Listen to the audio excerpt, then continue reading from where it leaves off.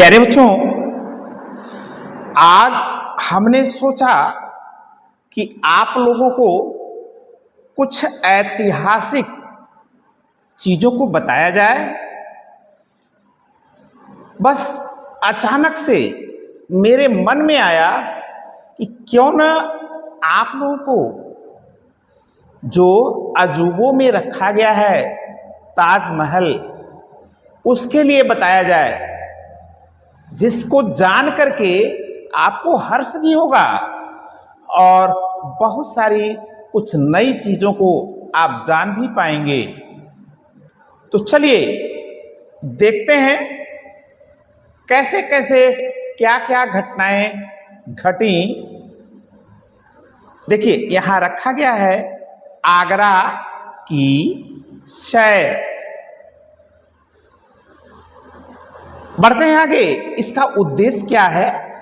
आप ऐसी जो अनमोल धरोहरें हैं, इसके संबंध में आप जाने, कैसे कैसे इनका रख रखाव या कैसे ये हमारे लिए अनमोल हुए, इन सारी बातों को जाने। बढ़ते हैं। कुछ दिन पहले चुनमुन के मौसा जी का पत्र आया था। उन्होंने बड़े प्यार से सबको आगरा आने का आग्रह किया था। आग्रह को समझते हैं? आग्रह अर्थात निवेदन, अनुरोध। चुनमुन के मम्मी पापा ने आगरा जाने का प्रोग्राम बना लिया। प्रोग्राम अर्थात योजना। एक चीज और बता दें आपको आगरा जाना है तो अलग अलग शहरों से अलग अलग मार्ग हैं और उनको अपना करके आप आगरा पहुंच सकते हैं। उन्होंने एक कार की और अगले दिन सुबह सुबह आगरा के लिए रवाना हो गए। करीब 3-4 घंटे के सफर अर्थात यात्रा के बाद हम मौसा जी के घर पहुंच गए। मौसा जी राजा की मंडी में रहते हैं। वहाँ हल्के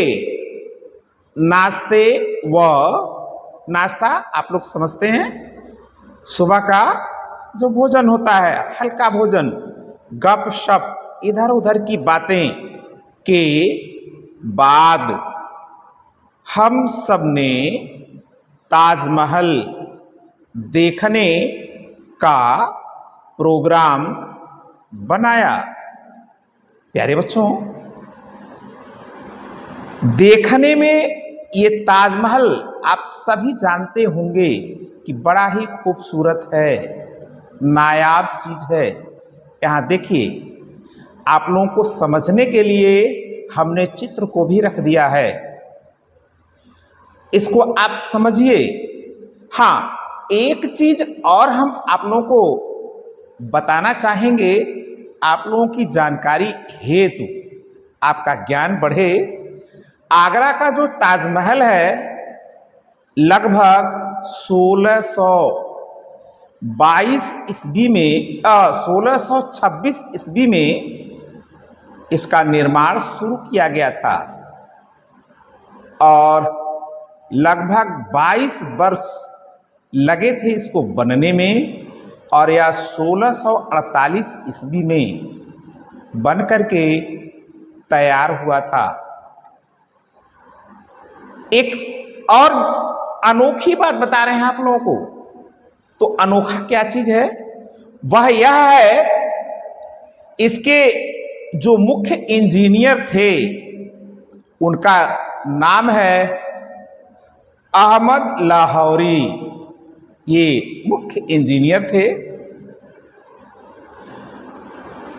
इसमें जो संगमरमर का प्रयोग हुआ, सफेद संगमरमर का प्रयोग हुआ है, वह आमेर के पहाड़ियों से लाया गया था। हां, एक चीज और बताते हैं आपको, इसमें जो मजदूर काम किए थे उन मजदूरों की संख्या भी आप जान लीजिए, लगभग 50,000 से भी अधिक मजदूरों ने काम किया था और 1,000 हाथियों ने भी सहयोग किया। किस लिए? पत्थरों को लाने के लिए। बढ़ते हैं आगे। आधे घंटे के बाद चुनमुन ताजमहल के सामने खड़ा था। वह ताजमहल जिसे उसने आज तक केवल किताबों व चित्रों में देखा था। सो प्यारे बच्चों, यह भी सत्य है कि जो चीज लिखा है और सामने देखने में जो सामने है उसमें निश्चित रूप से अंतर तो आता ही है। आज वह उसे अपनी नजरों से पहली बार देख रहा था। इतनी प्यारी और सुंदर संगमरमरी इमारत, अब महल कह सकते हैं आप इसको, जैसे इमारत नहीं कोई सुनहरा सपना हो, ऐसा सोच रहा हो। सच भी है, वह खूबसूरत भी इतना ही है कि जिसको देख करके अचानक से ऐसी बातें मन में आना स्वाभाविक सी है। फिर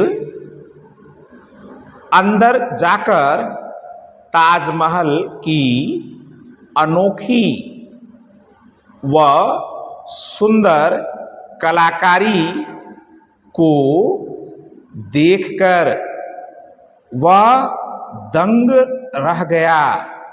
सो प्यारे बच्चों, अब तो ताजमहल में जो भी कलाकारी जो की गई थी उसमें बहुत सारे हीरे, पन्ने इत्यादि कीमती पत्थर लगाए गए थे।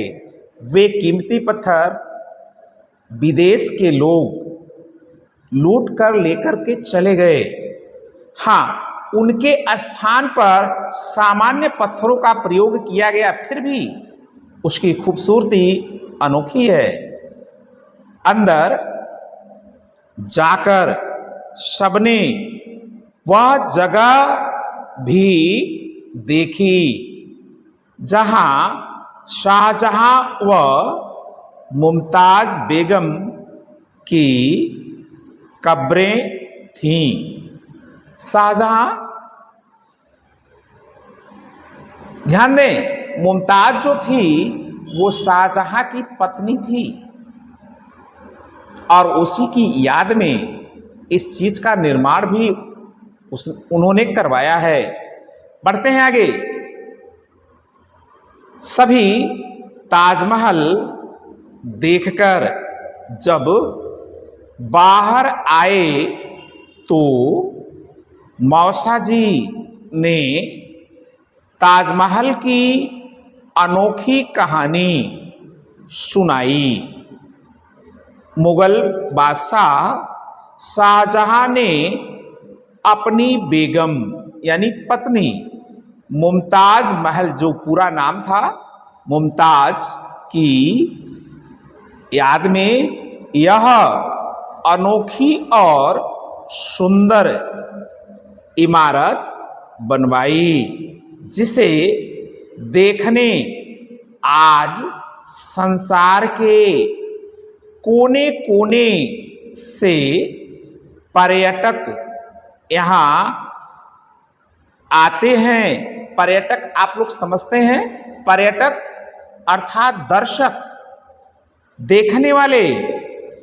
पास ही में एक बाजार भी था, जहां संगमरमर के बने छोटे छोटे ताजमहल और खिलौने बिक रहे थे।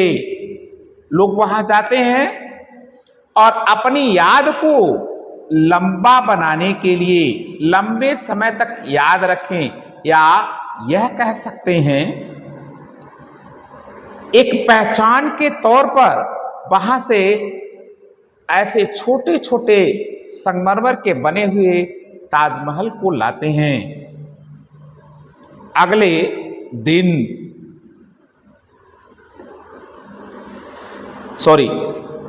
मौसा जी ने चुनमुन को संगमरमर का एक छोटा सा ताजमहल खरीद कर दिया। प्यारे बच्चों, अगर आप लोग भी चाहें तो आप भी अपने मित्रों को ऐसे उपहार स्वरूप छोटे ताजमहल को खरीद कर दे सकते हैं। अगले दिन हमने फतेहपुर सीकरी और सिकंदरा देखने का प्रोग्राम बनाया। फतेहपुर सीकरी में लाल पत्थर की बनी विशाल और सुंदर इमारत देखकर चुनमुन का मन खिल उठा। वहां से लौटते समय हम सब सिकंदरा देखने गए।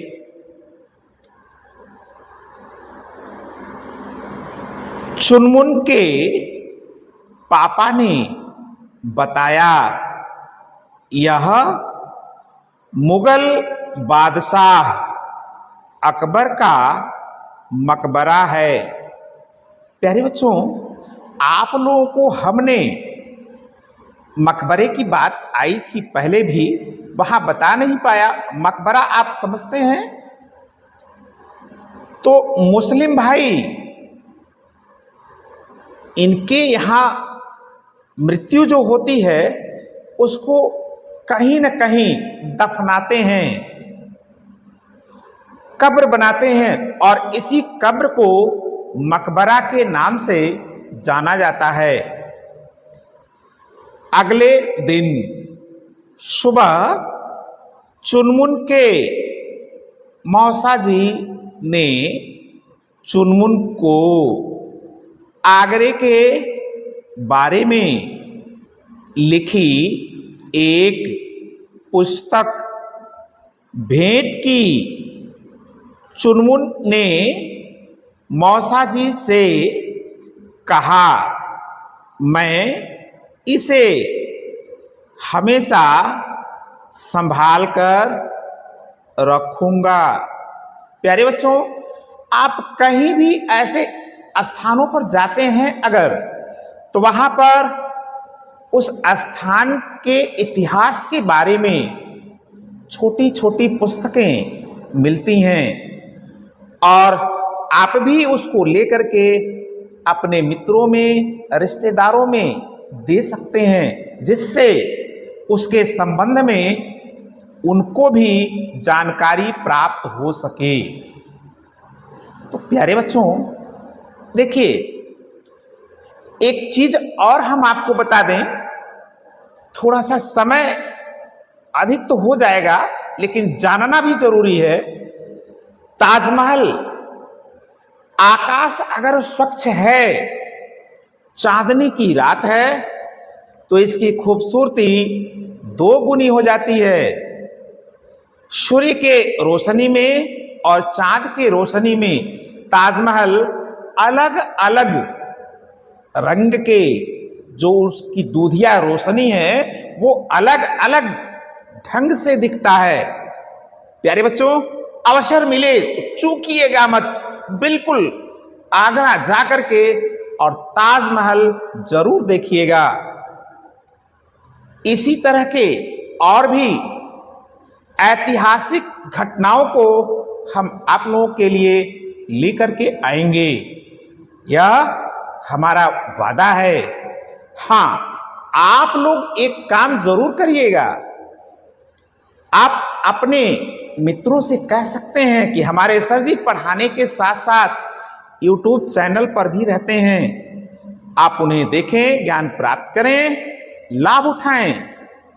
सब्सक्राइब अगर करते हैं तो हमारे द्वारा जो बना वीडियो है आपके पास सबसे पहले पहुंचेगा। लाइक करें, कमेंट करें।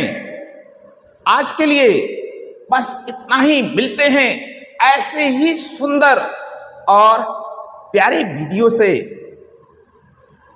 धन्यवाद।